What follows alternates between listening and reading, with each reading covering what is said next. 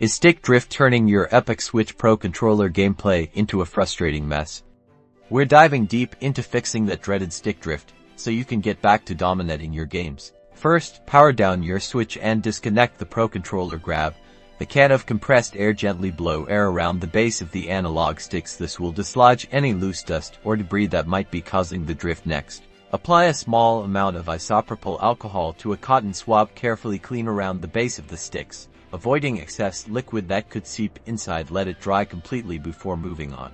Now, head over to your Switch's system settings, scroll down to controllers and sensors, select calibrate control sticks. Follow the on-screen instructions to recalibrate each analog stick. This can help reset the controller's sensitivity and correct minor drift issues.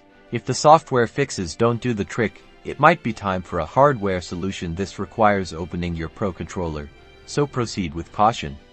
Use a small screwdriver to carefully remove the screws on the back of the controller. Gently pry open the casing. Be mindful of the internal cables. Once inside, locate the analog stick modules. You might need to clean the potentiometer inside the module. It is a very sensitive step and requires precision with extreme care.